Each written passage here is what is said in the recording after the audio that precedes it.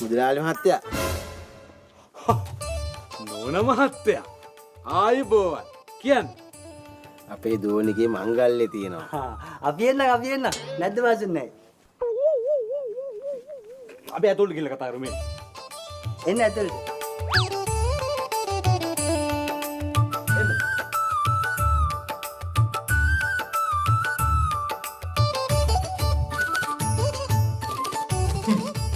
ඉතින් අපේ මොනවද වෙන්න ඕන?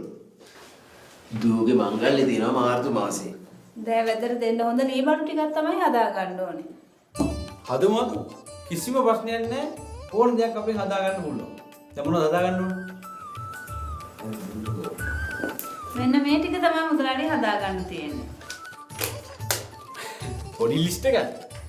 ඩබල් නැත්නම් එකයි. මං ගානේ එක ට්‍රිපල් නැත්නම් කරලා දෙන්න. කබඩ් දෙකයි. කබඩ් එක වටේම මං ගානේ කැටයක් කරලා දෙන්න. අල්මාරි එකයි. මේස තුනයි. මං ගානේ මේසයකට කකුල් පහ ගන්න. පුටු 12යි. කන්නඩි මේසයි. කරමු. පොඩි වැඩ. දැන් ඉතින් තියෙන්නේ දීදී කියලා අපිට ඇඩ්වාන්ස් එකක් දීලා වැඩි බාර දෙන්න විතරයි. ඊට පස්සේ අදාළ දිනෙට ඇවිල්ලා නෑ එන්න ඕනේ. මම මගේ ගානේ බඩු ටික ගෙදරට ගෙනල්ලා දෙනවා. හරි. එහෙම කරගමු නේද අපිට හොඳයි. දැන් ඇඩ්වාන්ස් මුදලක් දුන්නා නම් හරි.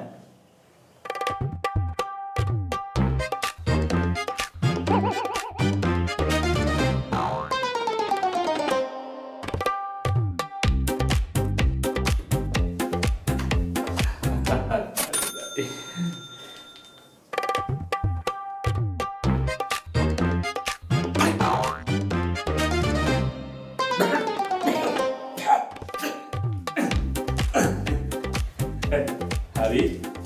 දැන් වැඩේ තියෙන්නේ අපේ අතේ. මහත්තයාගේ නම මොකද්ද? ජිනදාස.